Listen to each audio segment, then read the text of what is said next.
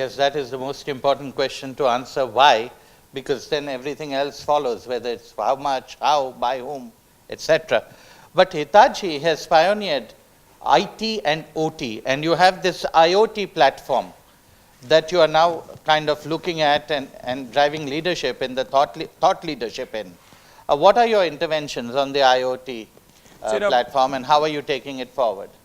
So Nitin, what is happening is Hitachi is a $100 billion company altogether. Now we have been into OT space, which is operational technology. You can see anything which is Hitachi, you know, right from crane, train, multiple things, and your ACs, by the way. So all of them are from Hitachi. So what happens is we got operational technologies expertise now. And another last 25 to 30 years, we are into IT space. Now what the organization is looking ahead to make sure that IT and OT, operational technologies and IT, can be brought together, which actually we are building a platform. It's an ongoing process, which is an IoT platform known as Lumada. Now what happens is you have got the data analytics engine behind it, and this platform connects to multiple devices. We did with one of the largest food chain in the country. I won't name it, but then what happens is we linked it in such a way that the burner was being used, at the same time AC cooling is happening, but there is no customer. So it gives a signal internally that this particular area, this particular cafe has got higher cost which is going up, whereas there is no customer. So immediately what happens is there is a message which comes and the burner is switched off. So we have observed that we have saved huge amount for that customer because of real time analysis. This is one example.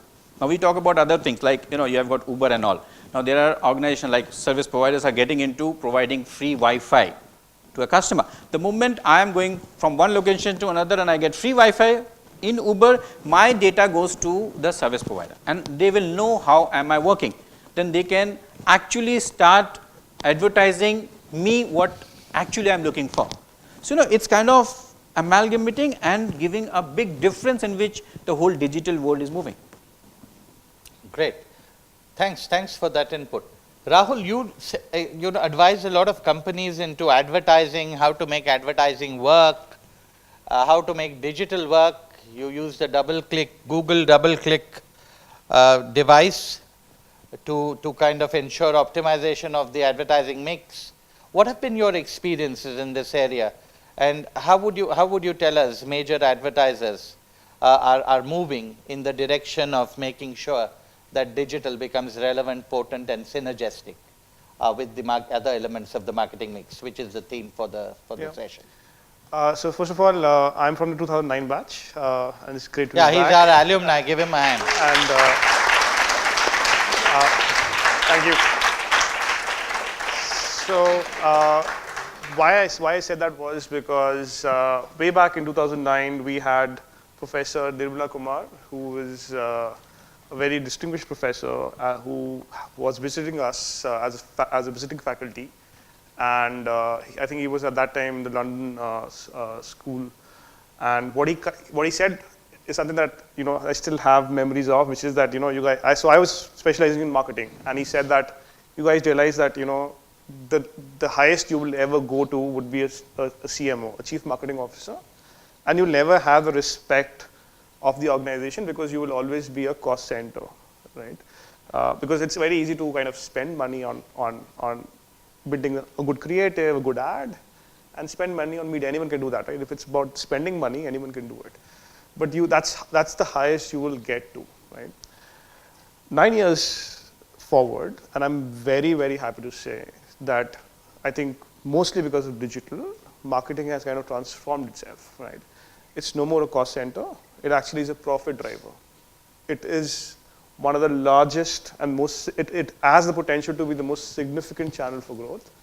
And so at Google, my work is how do we work with the largest organizations to help them transform their business, because digital is becoming a big disruptor.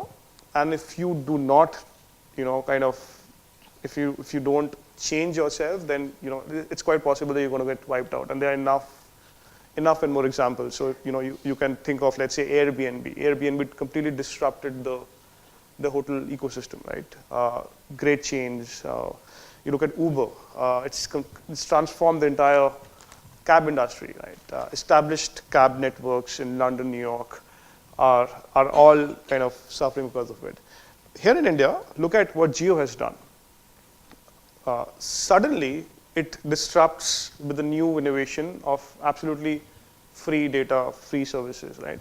Now, how do you compete with a telco which is not charging, right? So think of how do you really transform yourself from a telco to a techno or a data-driven organization? It's a change in the business model. How will an Airtel or a Voda or an Idea, and that's why we're seeing this change. We're seeing Voda and Idea merge, but they also are finding it difficult to compete. We're seeing Airtel, the largest telco, now selling off its stake in Africa in order to stay relevant, right? The point is that you have to, digital is no more, a very tactical media buy. And if we as management folks think that I can just, it's just like it's like a campaign, it's like a social strategy, an email strategy, SEO, SEM is what we heard, then we're not really thinking from a more future-proof perspective, because digital is going to pretty much change everything, right? When advertising and brand building is something which is very close to most marketers.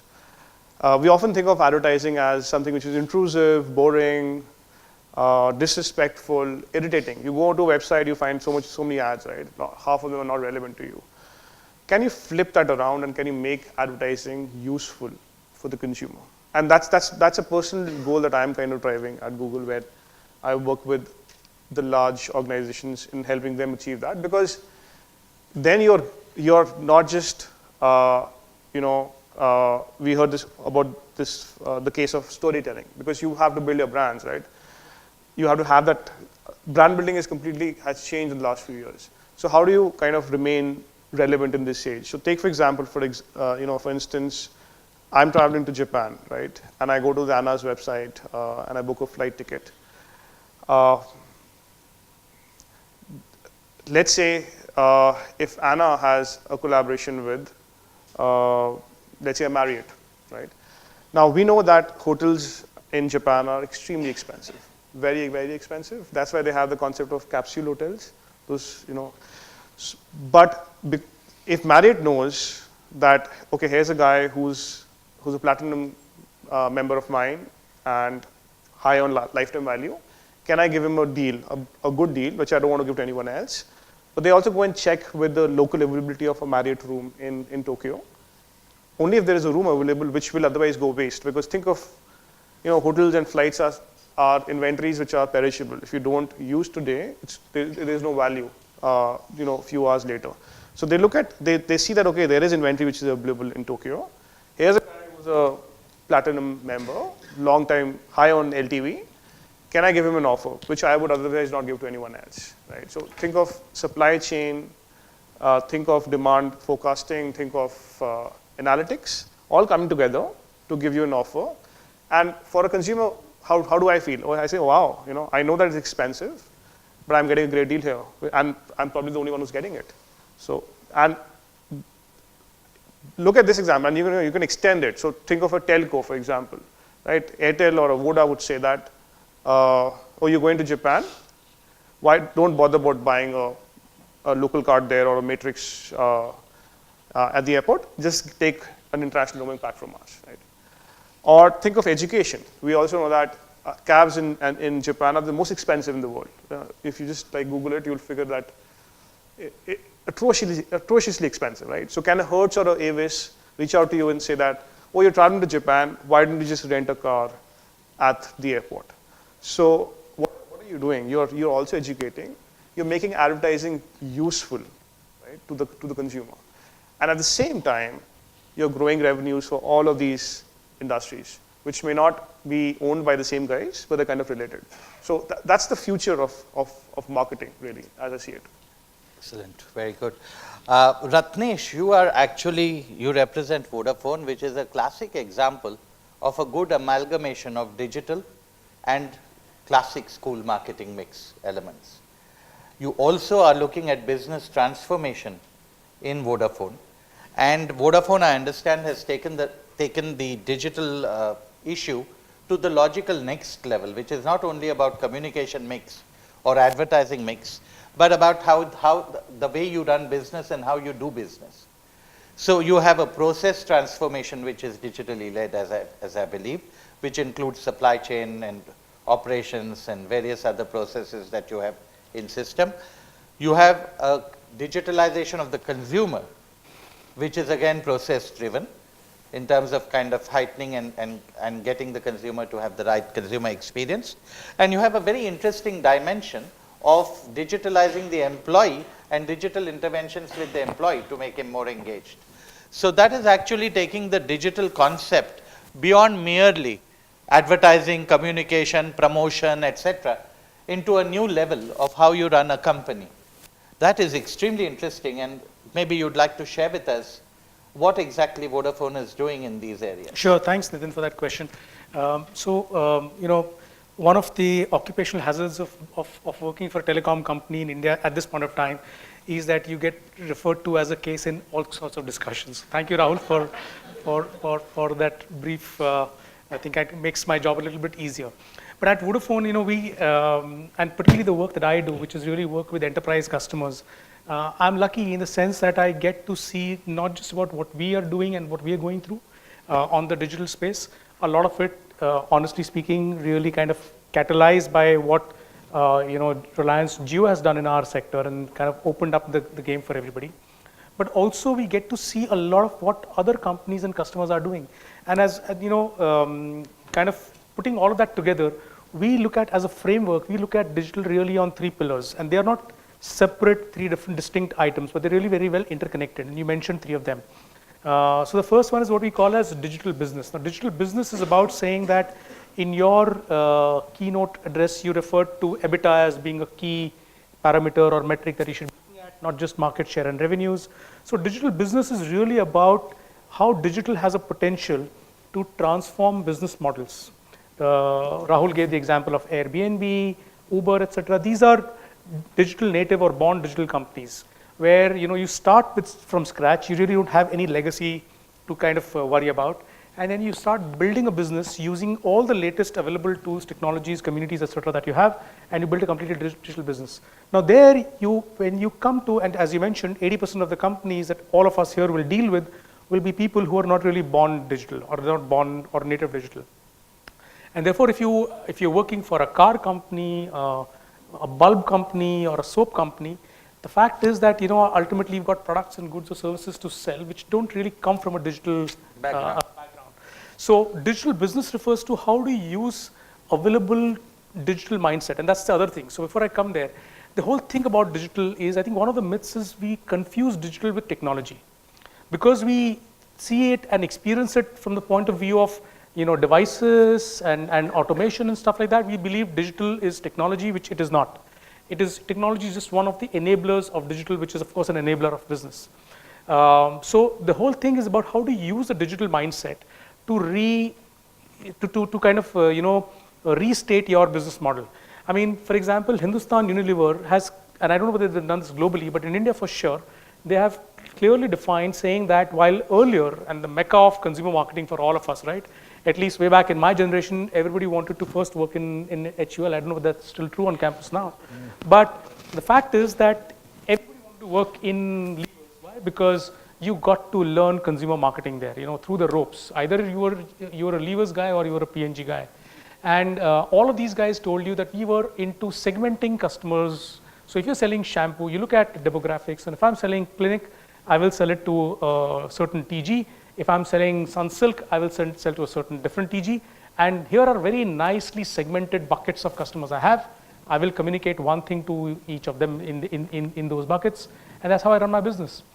Now, a company like Levers now says we're not into, this is massification, right? You massify a customer base and say, here is the mass I'm going to sell to. They're now saying we're not into massification. We want to actually go into massive customization. So can a levers customize what they are going to sell to you, given that products are soaps and shampoos and tea and coffee? Well, they can't customize that product, but they intend to customize the experience. And that comes through being able to redefine how the whole business model works. The government is a good example of a business which is trying to digitize its business model. And I will give you an example, quite topical in the sense, the Election Commission has digitized some parts of their work, right? Where they have, for example, in the Tamil Nadu elections 2 years ago or 3 years ago when you had the state elections, one of the biggest issues in elections in India is what? What's the issue with elections? Sorry? Rigging. Yeah, you guys are connected. So rigging is the biggest issue, right? You do not know whether elections are free and fair. That's the Election Commission's job. So they ensured that during the Tamil Nadu elections, they had connected every polling booth, and which was being then connected to a device which every polling agent was carrying there. And therefore, sitting at their headquarters, they really knew what was happening where. So if they had to countermark elections, stop a process, add reinforcements, they were able to do all of that in super quick time. Now, there is some use of technology, but what does the end consumer here face? The voter did not see any of this technology. What the voter really saw was the fact that he was able to smoothly go and exercise his vote. Wherever there was some hanky-panky going on, those places were kind of discontinued, so on and so forth. So that's really the first pillar, which is digital business. Digital customer is pretty evident. Everybody looks about, knows about it. We always look at, we are all consumers. So any interface and experience that we do with the brand is really where the brand is trying to use digital for improving that experience. Kaushambi spoke about it when he was talking about whether, how do they sell you that experience of buying that brand of Budweiser or some of their other brands, Corona or any of the other ones. But how do you avoid digital overreach? As a loyal customer of Vodafone, while I love the pug, I get bugged with people saying, do you want, don't you want the bill any longer? I say, no, I need it for SPJIMR. I need a hard copy. Do you want an add-on service? And the customer is constantly pestered by digital intervention. And the question is, how do you therefore ensure that you retain customer delight without overreaching? Yeah, that's true. In terms of digital to the customer. Yeah, so I guess, you use some of the artificial intelligence and you figure out saying, is this customer really a digital savvy customer? So let's not communicate to them digitally and let's use the old, can you go to my Vodafone store? We are waiting for you there. Yeah. Kind of a thing. And 8 out of 10 customers, unfortunately, may still be in that bracket. We don't know. They could possibly. So you're right. I think the whole digital journey is a process of discovery for most of us. I don't think anybody here claims to be really having mastered the whole digital thing. But sometimes you overdo it, sometimes you underdo it. I get to meet customers of both types, and there are customers who actually have realized they've overdone it at a very, very heavy expense as well. But the third one, which I really want to touch upon, is which is very usually ignored, is digital employees. Because if you are looking at customers, and especially as marketing students, we end up focusing on the customer, which is of course the right thing to do. But we, and there I'm reminded of what I think Shiv Nadar of, was it Shiv Nadar of HCL? No. HCL Tech. HCL, but I don't think it was Shiv Nadar. I think it was Vineet Nair who said that, saying that somebody asked him, who would you put first? Is it your employees or is it customers? And he, without batting an eyelid, said, I would put my employees first. Because if my employees are not happy, I can't have happy customers, right? So, and I think the power of digital in ensuring that employee productivity is very high. At the same time, sorry, was something? At the same time, with the productivity, you have employees who are engaged and therefore able to deliver far more to customers or to your businesses is a big one. And I think that's an area where there's a lot of work currently happening. For example, Anshul spoke about examples of unified communication, which just ensures that customers are your employees are connected better. Information flow within the organization is much faster. And if information flow is faster, then you're able to take decisions which are faster. Your people who are on the ground directly in touch with customers, whether you're salespeople, customer service, customer care, engineers, etc., who are in direct touch with customers, are able to take decisions because they're empowered with that information flow. I think the potential of digital to really at the back end, it's like the iceberg with the portion which is not visible. That's the real portion of the digital business and the digital employee which has a transformative power. Perfect. We have a large student base here who are in the B2B business, and this is for the panel. They're into consulting, they're into services, they're into back-end services. and a lot of digital is used both as a product or service that they market and as a vehicle to get customers, in terms of, projecting the offering that they have to their B2B or to their services customers. What are a few tips that the panel might want to give B2B and services, marketeers? I'll take this. Yeah. Okay, so first thing that I'll tell you is that nothing called B2B in this world. It is B2B2C always. Okay, because at the end of the day, the EBITDA or whatever has to come from the people like you and me who have to consume the services. I might be today, I'll talk to Vodafone and automate their digital payments. But unless you guys are able to pay the bills, it won't work. So always think of everything as how the end customer will use. And the theory of value-based marketing that you guys, I'm sure, must have read. What is the value that the customer wants? How do you create that value? How do you communicate that value? And all this has to go through digital. Because today, every value, 90% of value part is digital. As he was also saying, even if it is beer or something, I have the experience, I am a Hogarden fan. That top of mind or Tom recall as he calls it, has to be there. When you think of Google, you don't think of, there's nothing called Google, by the way. It's an experience. It's a whole ecosystem they've created. It's such a search engine. Now it's not, my email by default has to be a Gmail. I mean, I just tell them this dot this, @ is understood. Okay?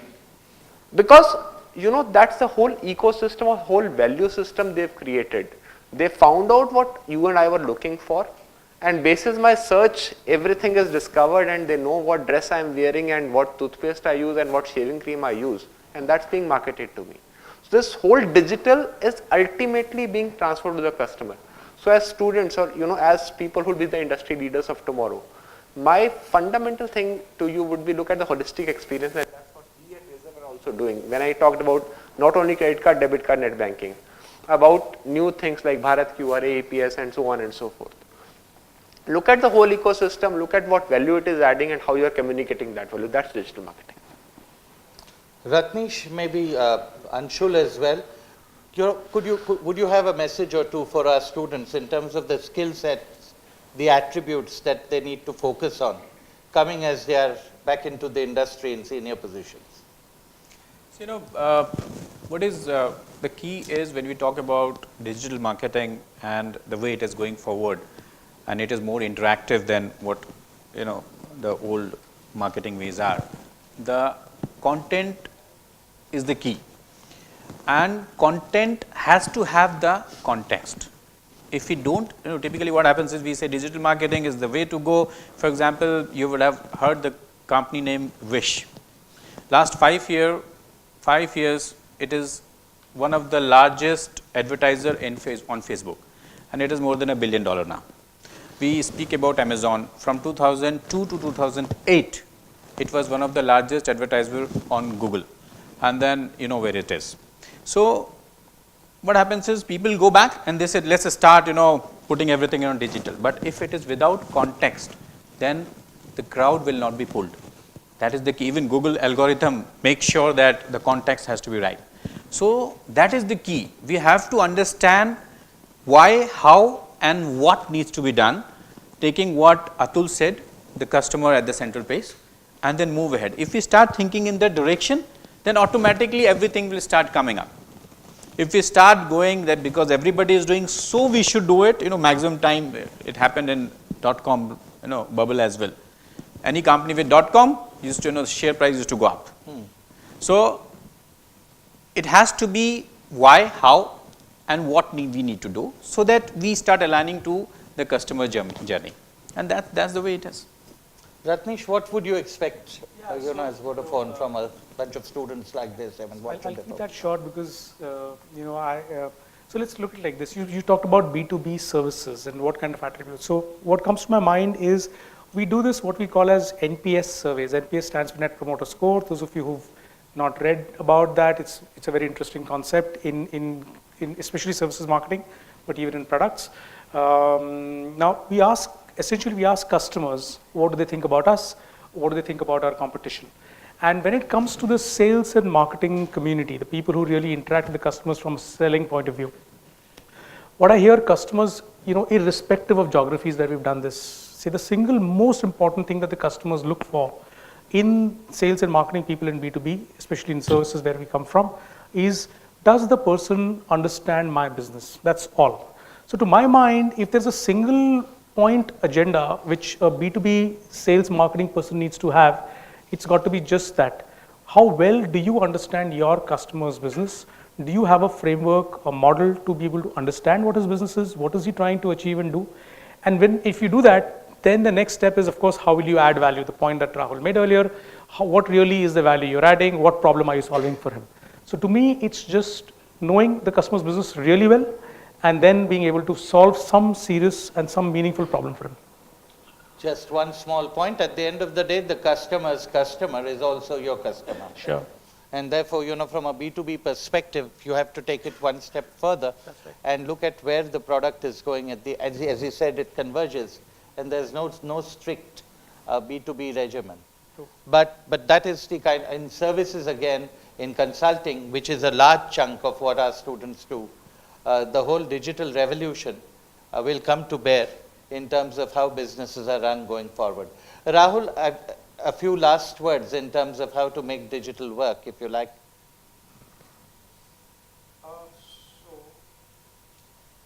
I think it's important to look at digital from a more holistic perspective. Let's say we work with a lot of the top advertisers in the country, and what we're now able to do for them is look at the impact of every digital touch point on what matters to them the most, which is, let's say, a purchase of something, which may even happen in an offline environment. So let me just take an example of, let's say, an automaker, right? One of India's leading automakers. If you think about the purchase decision cycle for anyone who's looking at buying a car, like, typically it takes around, that guy takes around 2 months to research a lot, go and look at which are the car models that he may be interested in buying, what's the competition like, and consume a lot of content around it. But then what he does is he goes to an offline dealer and either does a test drive or does a purchase of a car, right? Now, if I were to look at, we know from our data that more than 90% of car purchase decisions are influenced by online, which basically means, and it's also very intuitive, because if you want to do that research, if you're going to buy a car, and buying a car is one of 2 or 3 life decisions. So there's, of course, marriage, there's buying a house, and then a third is, of course, buying a car. So it's a big decision in your life, and therefore you're doing a lot of research, right? What we've been able to do is look at the impact of every digital touch point on the purchase of a car. Now, go back 10 years in time, and if you were to do something like this, for example, what you would do is typically, let's say, get the guy to come and do an online, test drive, fill up a test drive form online, go and do a test drive in a showroom, do a VLOOKUP, match the tables, and say, oh, here's a guy who came online, applied for a test drive, and now has gone offline and then bought a car. We can pretty much automate the whole solution now. So let's say you're watching a YouTube ad or you're watching an ad on Hotstar. Then you go and click on a Facebook social post. You don't come to the official website of the car maker at all. Okay? So you're not interacting with the official asset, because a lot of people actually do their research, for example, on Car Dekho, Car Wale, all the aggregators, right? Because often they have better websites. And then you go and walk into a showroom in an offline environment and go and purchase a car. This marketer, who we work closely with, can attribute the entire consumer journey to the final thing that matters to them in the end, which is the purchase of a car. And when they've done it, right, because then you know that, okay, what are the levers that you must change? So in order to, let's say if I have to increase my sales by 20%, what should I change in my marketing mix, right, in order to get that 20% increase? A lot of the decisions that we've been making so far on marketing mix, for example, or let's say online media plans, how much should I spend on search, how much should I spend on social, how much on video, display, email, SMS, the works. A lot of it is very gut based, right? How do we remove that gut? and take decisions which are extremely data driven. And that's what we're able to do. So we can then therefore tell you that if you want to increase your sale by 20%, you should maybe look at increasing your efforts on search or display or email or CRM by whatever percentage. And what's the kind of model that will result in that kind of an increase. So tying up everything that you're doing to a business outcome. And going back to the point, how do you make it a profit center, right? And the last thing I'd like to also say is, why is it important to do all of this, right? Because we, in the beginning of the panel, we heard about instant gratification a couple of times. If you see, and a lot of folks are basically getting into this instant gratification because they want you to order when you think of something at that point in time. So let's say, why has Uber gone into Uber Eats? Because when you're riding back home and you feel like having a burger, you can just kind of order from the app itself and it's there by the time you reach home. Similarly, if you think of, let's say, Alexa, right? If you look at the entire Amazon Prime construct, by the way, Prime now exists in 2/3 of all US households, so that's how big it is. Amazon for the longest time has been looking at this instant gratification in the sense that, you would have seen these Prime deals that happen. Every day you go to an Amazon.com, in the India website, you'll see something they'll sell for 40 rupees, 50 rupees, 100 rupees, those deals of the day, right? You might think that, oh, why is it that, if I'm buying something for 100 rupees and it costs 75 rupees to ship it, why are they even doing that, right? And why don't you kind of club together and send it together, right, as a package, because at least it's positive from an EBIT perspective. But what they're doing is they want you to, they basically want to catch that. So the moment you think of something, they don't want you to spend time contemplating whether you should buy it or not, just order it right away. So let's say if I'm running out of shaving cream, right? Now, should I say, Alexa, order a shaving cream for me? Or should I say, order a Gillette or a Nivea shaving cream, right? Now, that's the importance of brand building, right? Should I say a generic shaving cream or should I say Gillette or Nivea, right? So how do brands then continue to kind of, build your Toma in this new space where you may not even be interacting. So if you're not, let's say, if you look at voice, right, we expect around 30 to 40% of all communication to actually happen through voice, and it's actually picked up a lot in India because of literacy rates, people actually prefer to talk than to go and type. So if you're discovering things through voice, where there is where you can't see an ad or you can't watch a video, or any other form of advertising. And when you're, let's say, ordering onto a voice-based system, how do you stay relevant there and say, okay, I want to order a Gillette and not a generic shaving foam? In the old days, I would just tell Kapil Dev to say Palmolive the jawab nahi. And that was as simple as that. We built a whole category on that. But I agree with you. I mean, you have to look at the combination of what you need to do digitally. And I'm going to give Kausambi the final word.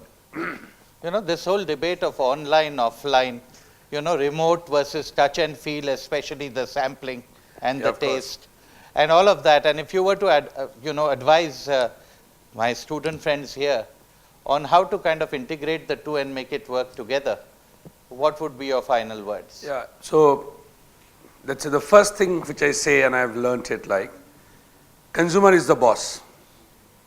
Correct? Consumer is the boss, number one. Second, let's say we all become digital marketing managers, and like he said, CMOs were the cost center. Correct? So in business, we have two sides, revenue side and the cost side. Let's say, how can you be the revenue side? So our digital mix, what he said, when you do the mix, you calculate a ROMI, what I call return on marketing investment. That decides where you're going to put the mix. Once you do that, that means through that you are directly impacting what sir has said, the EBITDA.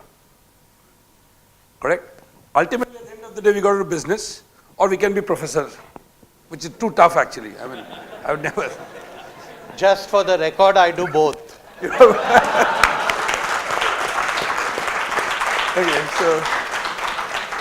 it's easier to sell. I don't want to be there. So I said Romi, and at the end of the what bosses says is EBITDA. So consumer is the boss, return on marketing investment, look at the EBITDA, are you contributing to the EBITDA or not? It's just not for the sake of doing, just a tick mark. I've done a digital and nobody sees it. 2 followers, 1 digital ad. Okay? EBITDA. And just one point at the end, because we all are in the business perspective, it has to be cash flow. Consumer is the boss, Romi, EBITDA, cash flow. Correct? That's it. 5th, now it's come new. And digital has got a very good impact in that. If you see today is sustainability. With all companies at the end, we don't know, 100 years down the line, do we have water to make beer? I don't know. Will we have energy? So you guys are the next generation. You'll be creating a lot of jobs and all those. So along with all this, keep that thing, consumer is the boss in this process. It has to be sustainable. Correct? That's it. I want to close like this. That was a very lively panel. Please let us give my esteemed panelists a big hand. Thank you. Thank you ever so much for contributing so spontaneously to this rather interesting topic. It's not yet over. We are happy to take questions from the audience. And you can direct the questions to anybody on the panel, or you could direct the question to me, and we will kind of put it out to the panel, whatever you please. Yeah, Shruti and Drumil, please help them with the microphone.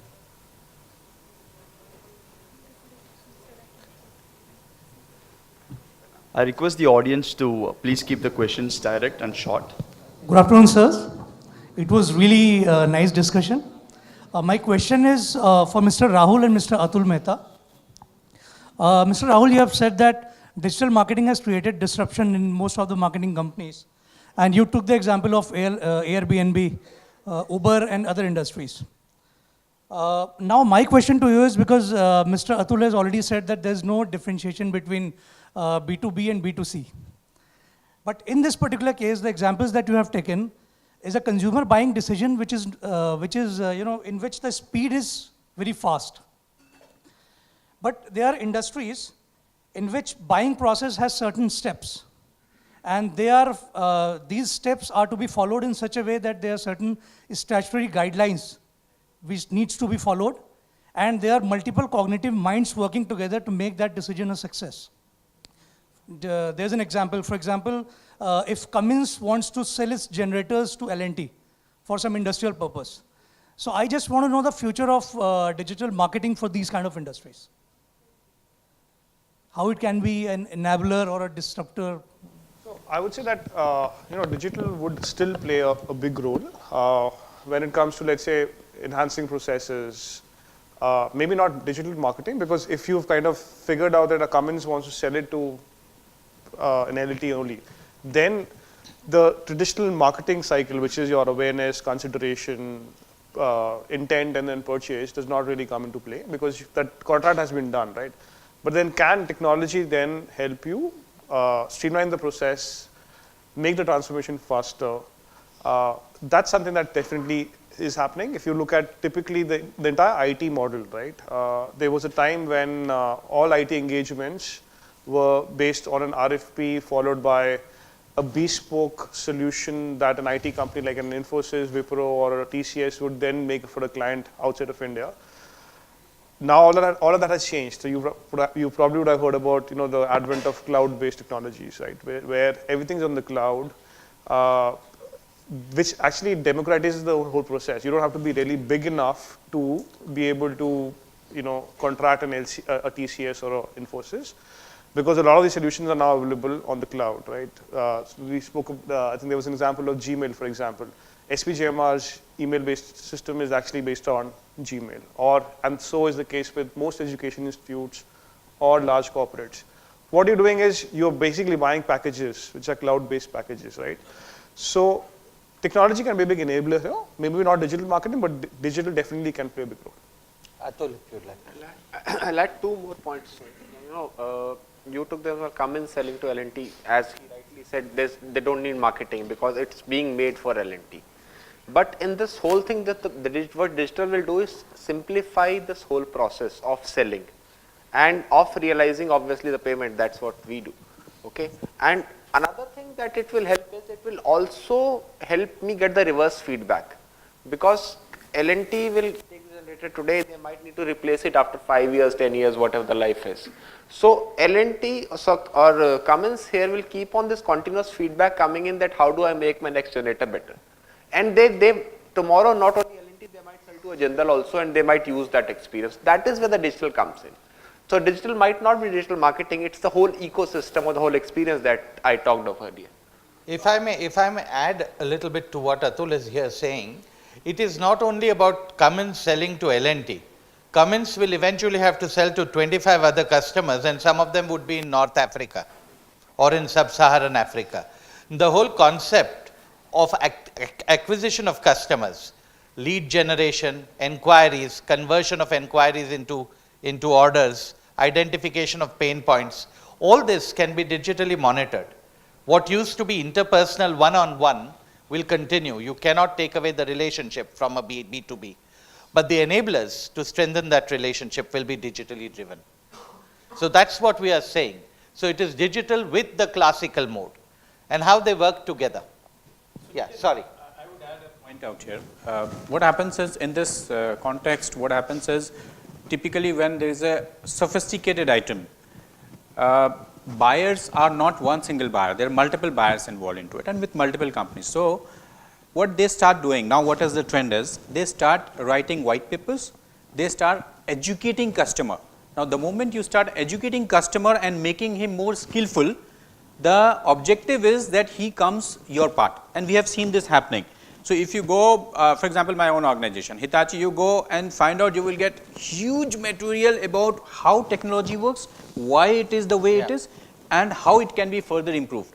The moment you start seeing that, then you say, no, this is the right technology. You are educating him, and then when the competition comes there, then they will ask those questions which, and customers today, buyers, any corporate buyer for that matter, are actually on the net. They do, even for the highest end goods, they have started going, reading, watching YouTubes, and they will be more informed than a seller.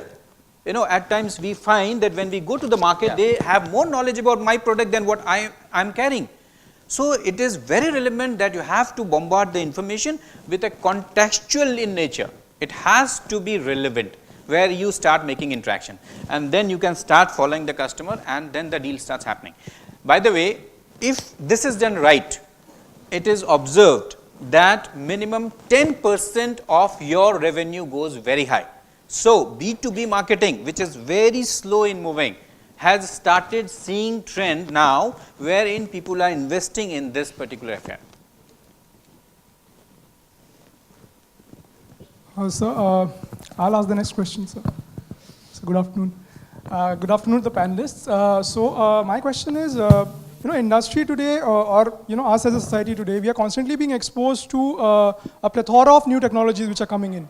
So, in industry, as a senior leader, for example, when there are so many options available, so if a technology is in a relatively mature stage, it might be easy to kind of decipher whether it will help me to, in my EBITDA margins or with my cash flows.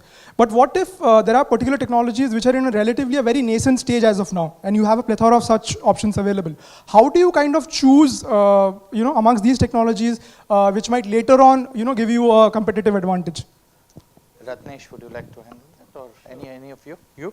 Anshu? Yeah. So this is a very, very relevant and very good question. In fact, what happens is we go to the customer and they say, no, we have kind of installed this technology now, and this is going to give us is end of the game. Now this is not right. One technology might work for you, might be irrelevant for another vertical. But people say, now we have to start doing BI, business intelligence. So I call this vendor, we'll do BI with him. And 90% of the digital transformation fail. The reason is people don't know what they are doing. That is the irony. People just go, because it's a digital transformation, let's do it. Now what is digital? He rightly said that digital transformation also is a mindset. It has nothing to do with technology, by the way. Similarly, technology is not a means to an end in itself. It is a means to an end. It's not an end in itself. That is the relevance where we try to pitch in. So we again come back to the same point. We educate customer. say why is it relevant and why is it not relevant, and that we have to see it, as he rightly said, B to B to C at times. You have to see there are certain technologies which are available, say that 20 years it will exist, but do you really need it? Next 20 years we don't know what's going to happen next 2 years or 3 years or 5 years down the line. Do I need to invest in that technology which is 20 years is going to stay with me? No. So technology is getting shortened day by day. One technology kills the other technology. And I think I have myself seen, you would have seen, technology is making things irrelevant which was considered very relevant couple of days back. So it is important for us to understand why do we need it, how it is going to improve my cost structure, or how it is going to improve my margin at the end of the day. And how we don't end up being a Nokia or a Kodak.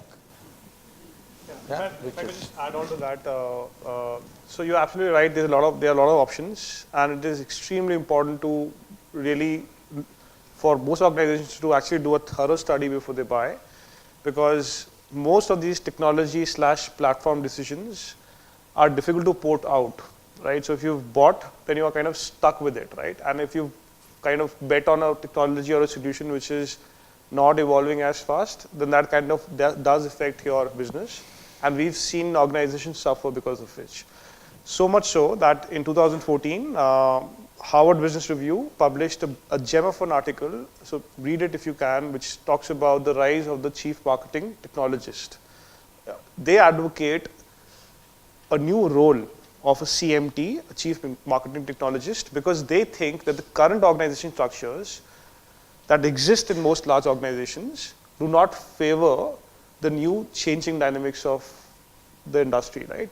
So in any large organization, you'll find a CMO, you'll find a chief brand officer, you'll find a CIO, you'll find a CFO. All of them pretty much work in their own silos, and nobody's looking at it from a more organizational perspective, which is why how HBR says that you must have a CMT, which should then talk to all of these guys, whether it's a CMO, CBO, CIO, and this person must report to the CEO. Okay, so that's how important it is, because the wrong technology decision can actually ruin your business. Can I just make one? So what I've observed in terms of, to your question, what are companies doing? How are they addressing this? Because we're speaking from a point of view of marketing people. But when I look at from the purchase people side, and one of our customers, this person he's a chief technology officer for the Tata Group, Dr. Gopi Chand. And he puts it very nicely. He says what companies are doing is that when it comes to some of this innovation, they are experimenting at the edge, and then there is a transformation at the core. Very few people are doing transformation at the core. I don't think, I have not come across companies in India which are really doing transformation at the core.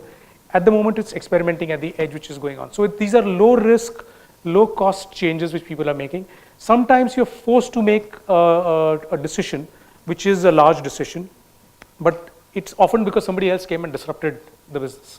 And then you're forced to do it. In our own industry, all of us, Vodafone, Airtel, Idea, etc., we were slow in building up our network in the way it was. From a technology point of view, we had our TDM networks. The Jio came with a 100% IP network. That has accelerated, and by, without really thinking much, we are all now going the IP way, because we know the data consumption, the way it's growing, is not going to be sustained if you're not IP networks. So sometimes some disruptor comes and does it for you, but in reality, people are really doing, like I said, experimenting at the edge. There were some questions here. Good evening, sirs. Sir, this entire digital needs a lot of data, and data comes from consumers. Many times we are in a fix of how much to intervene in someone's personal life, or how much do I draw out of his spending patterns or anything.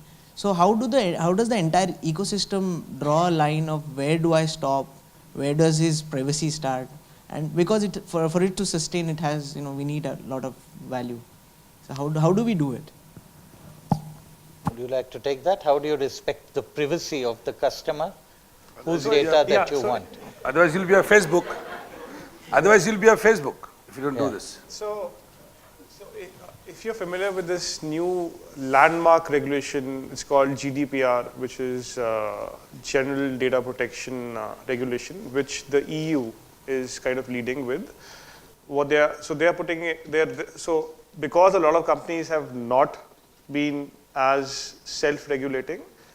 The EU is actually imposing the most stringent regulation around data privacy, at least in the EU region. And what we're seeing is that a lot of the global companies are going to conform to it, right? Of course, like I can say that Google is definitely conforming because it's a global player, so you can't have differentiating, ways of looking at it. And what Google does, for example, is that you cannot target to a segment of one, right? So you will always get aggregated information up to 50 people at least. It doesn't go below 50, right? What organizations can do is they can build their own tracking platforms, and they can definitely go to the segment of one, right? Now it all depends on how it's a very, unless in India we have an official word around it, it all depends on how organizations want to do it, right? There will be organizations which will want to go down to the segment of one, but there will be others who will respect. But information will always continue to be a resource. And the whole nature of the business is padosi ke chulhe se aag le le.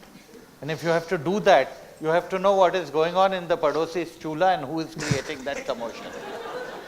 So the balance, therefore, would be very, very important to have, without, of course, violating any law, either in your case or yours. You have to kind of use this digital revolution, the digital database to advantage.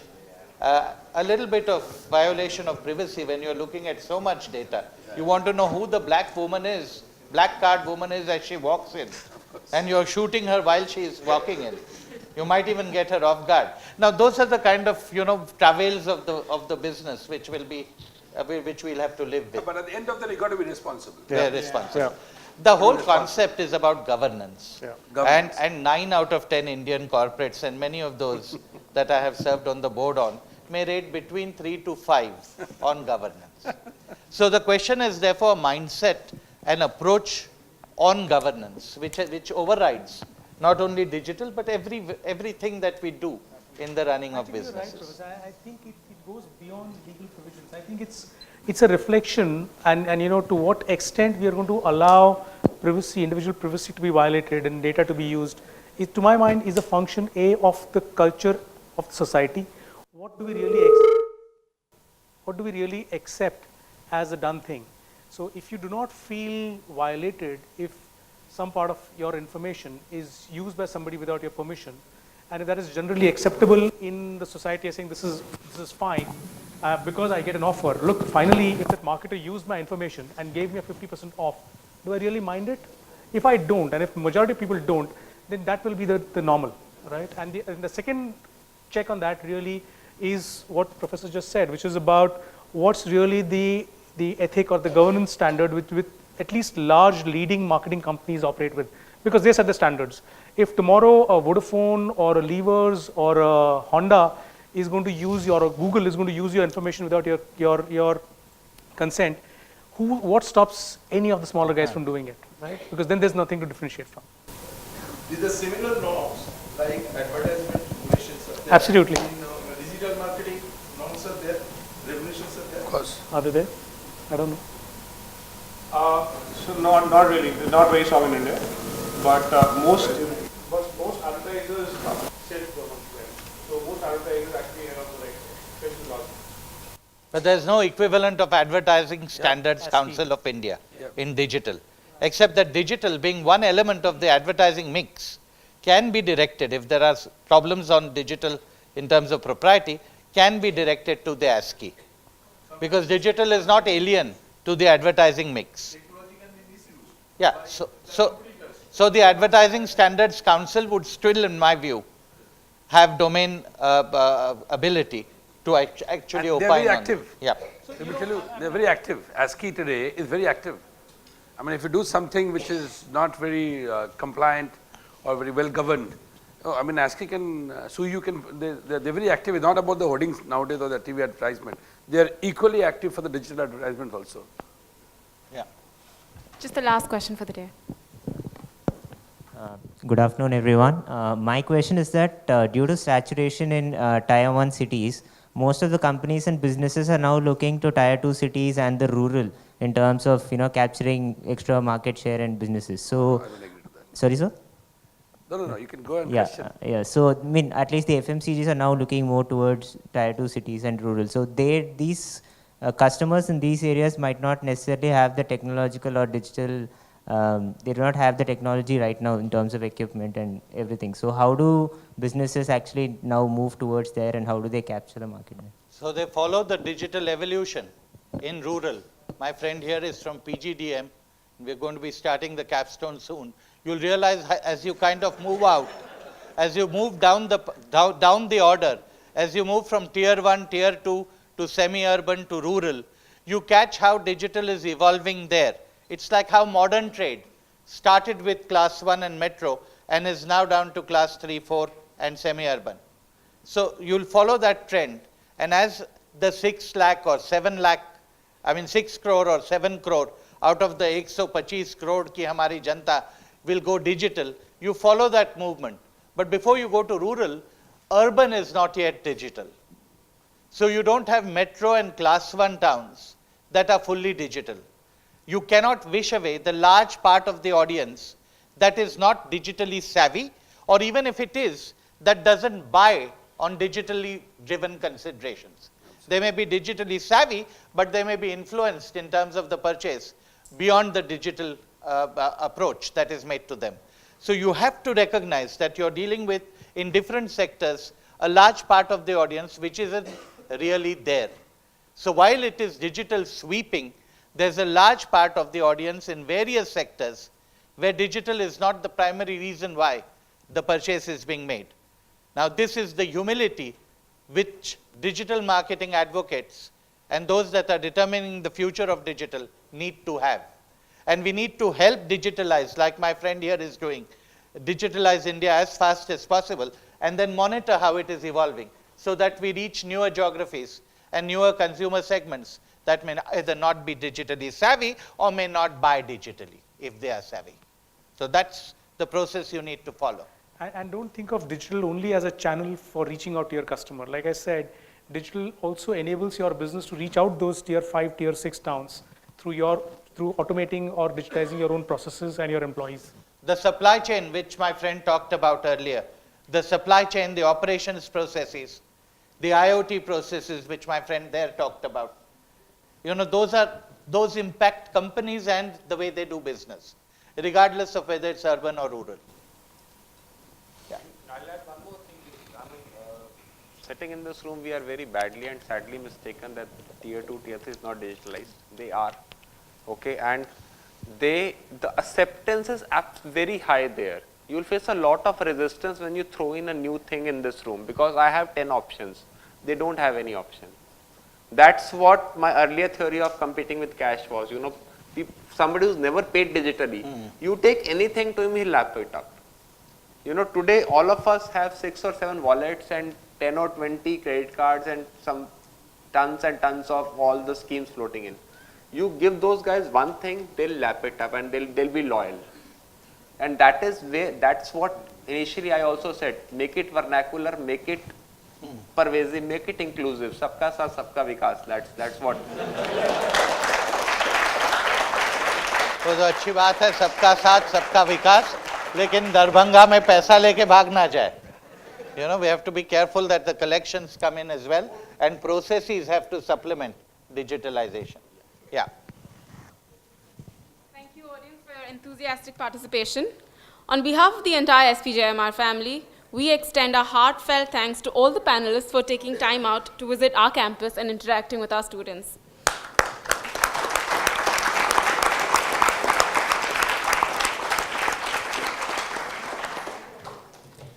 The discussion has highlighted the idiosyncrasies of digital in marketing and its impact on the marketing mix in multiple industries.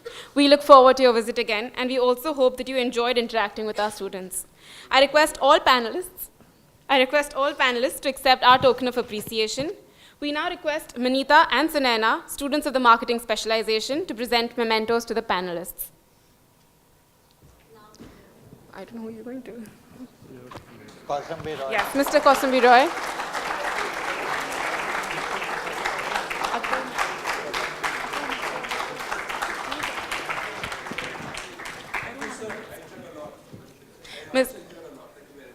You're most most welcome, and we really are privileged. Mr. Anshul Sinha.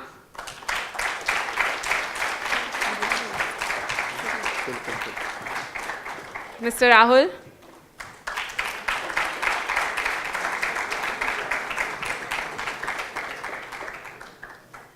Mr. Ratnesh.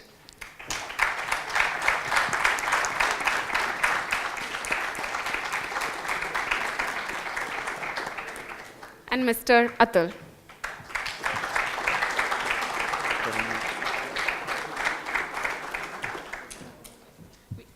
And for our very own dear professor, Nitin Gadiyar. Not bad.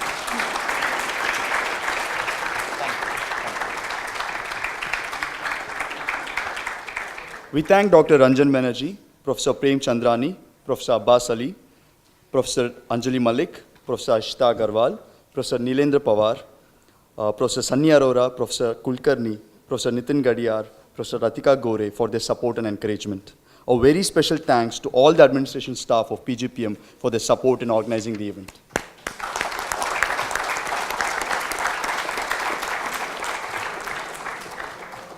Student-led committees drive all the activities and events at SPJMR.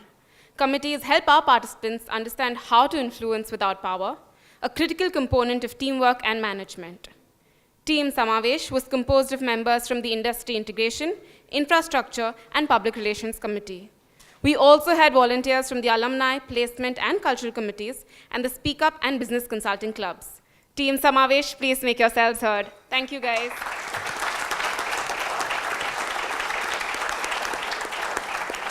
And last but not the least, the core team of the Marketing Conclave.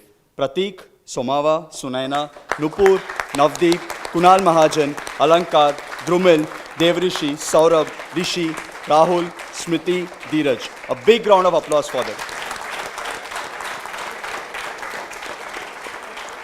Thank you, everyone. We request Somava, Pratik, Amaya, Aditi to join the panelists for a group photograph. We request the students to be please seated. Sunny, thank you. Good, well done, good.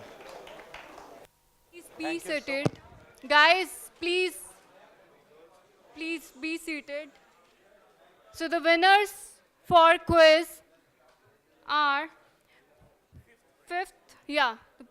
Vishal and Ratan at 5th position. Give them a big round of applause. Vishal Mathur and Ratan. Guys, please give them a big round of applause. Okay. Vishal Mathur. He's not there. Okay, I'll keep it.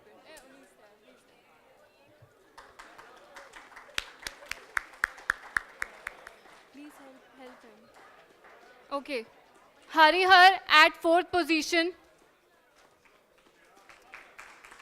And Garvita at 4th position for quiz 2. Harihar and Garvita at 4th position.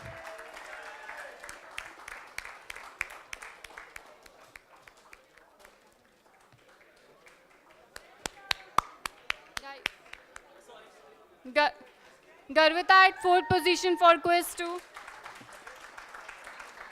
Shubham,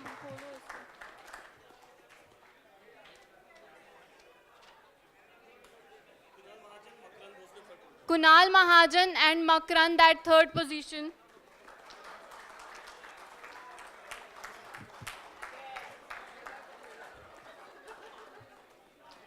Congratulations, guys.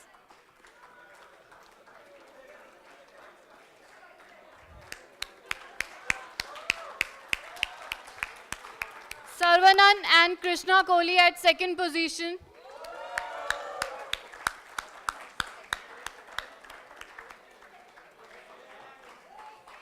Guys, please keep on applauding.